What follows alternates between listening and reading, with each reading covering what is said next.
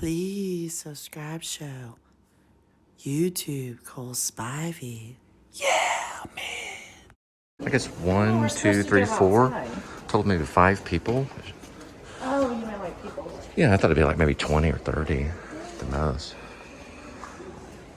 Probably a good place to stop and talk about this right here. The ceiling appears to almost glow. It's because the light's coming in, hitting the gold-wing aluminum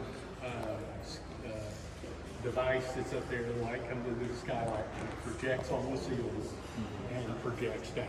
So that's Louis Kahn is very much a proponent of natural light. So was Renzo Piano when he designed that one.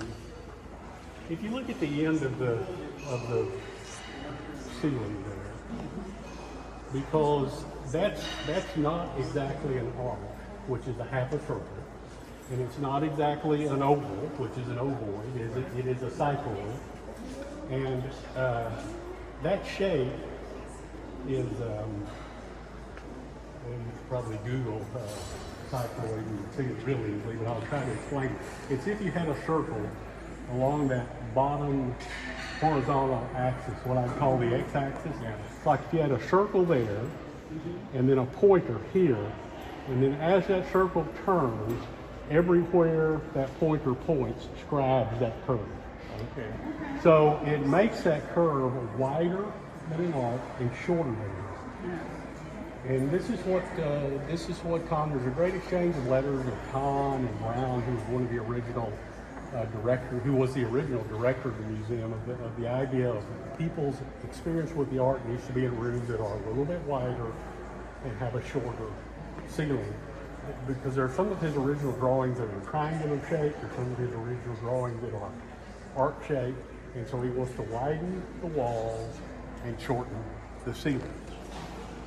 Okay. The way they accomplish that in a lot of European museums is they'll have half arcs over here on the side and then a flat glass roof. That accomplishes it. That makes the walls wider and the ceiling shorter. But Kahn's like, no, my eye likes a continuous curve. And so he asked his mathematician, who he referred to as necessary nuisances. It's a little, I take offense to that just a little bit, but that's it. He asked Coleman Dolan, who, by the way, wrote a book after this museum was done and kind of took credit for the museum, kind of crashed on it. It's kind of sort of sorted down. But he asked his mathematician Coleman Dolan, what is the problem with that cycloid shape? And Coleman Dolan said, well, the only problem is that right out at the end they want to do that. And so that concrete beam that you see, that's up to the ceiling, you see the wall, the top of the wall is a cycloid, a ceiling is a cycloid, but the beam is a little wider right at the top, and then it narrows as it goes down. Right. You see that? Yeah. Well, what that is, and by the way, there's about 100 people in the world that know this, and now you're 4 of them. It does that because the mathematical force of gravity pushing down on that ceiling is such that it disperses the further out it goes. And so the mathematical force is the greatest right at the apex of that arc, and then it disperses as it goes.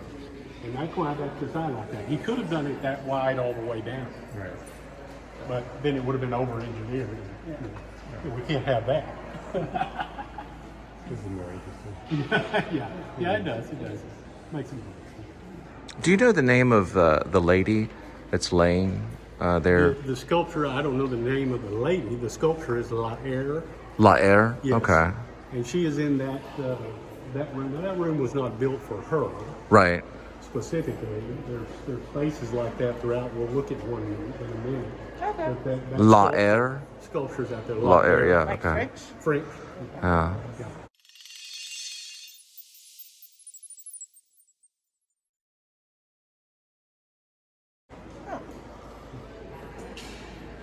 Okay. Let's go right over here and look at something. You need to put some clothes on. That's a one day. I know, right?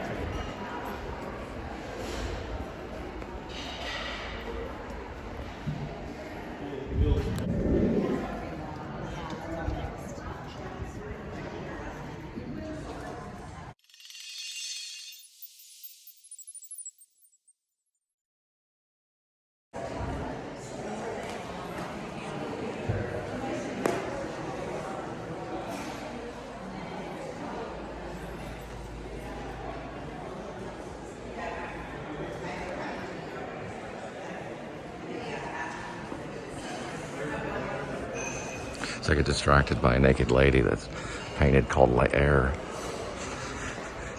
You can't get it all. Oh, this is crazy area right here.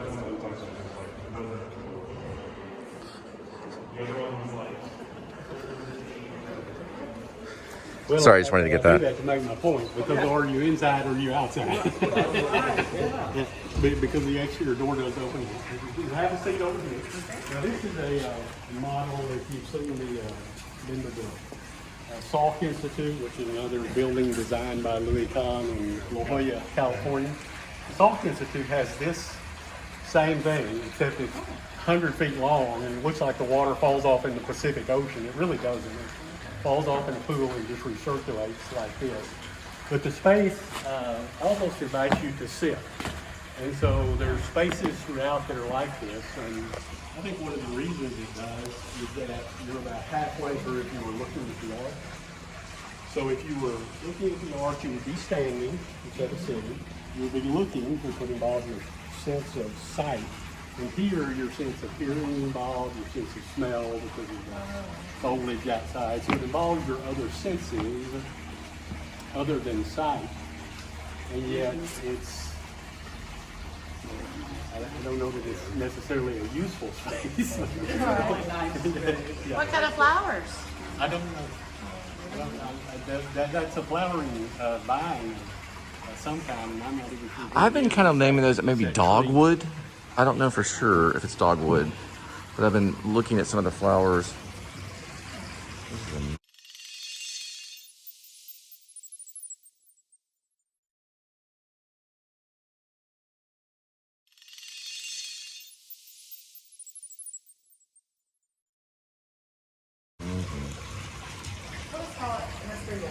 Yeah. I know it's over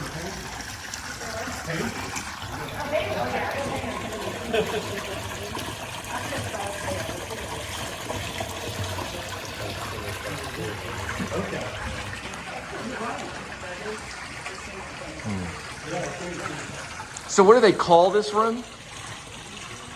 They don't, well, they're not really. Like a sitting room or something. Well, they've got different colors for that one and this one, and the one that's runs 2 stories is the gold room. I think they actually call this the blue room. The what? I think the blue is actually the color. The blue room?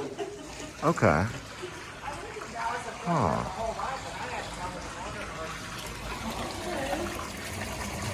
So I think he said it may be secretly called the Blue Room in the Kimbell Art Museum.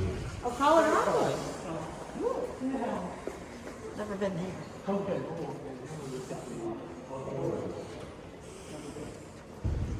That's like very Baroque. Beyond that, it's like Greco-Roman kind of stuff. It's craziness.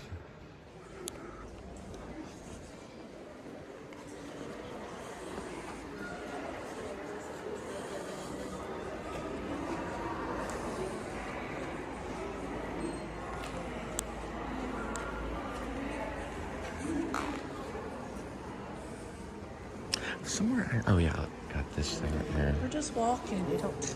Oh, I know, I'm just getting some of it. Oh, I know. So right here by the cafe where you can get coffee, you can get, soup, all kinds of stuff. This is Auditorium. I have never been in here, so I've been here maybe like 100 times or more. This is the first time, I think, into the Auditorium.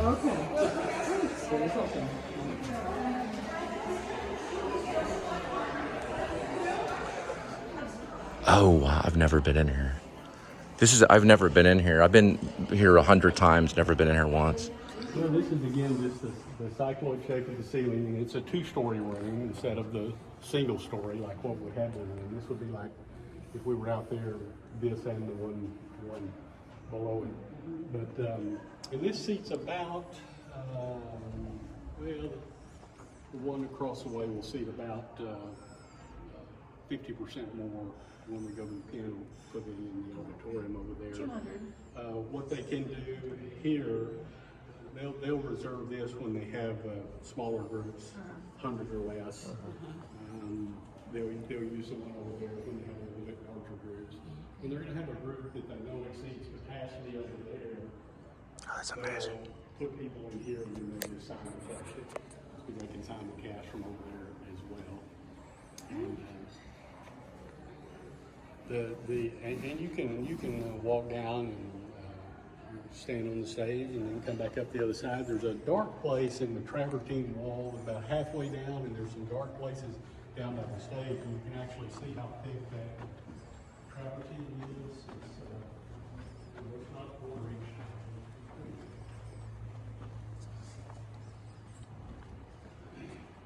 Hello? Yeah, it's got kind of, you can hear the, the sound captures it right here.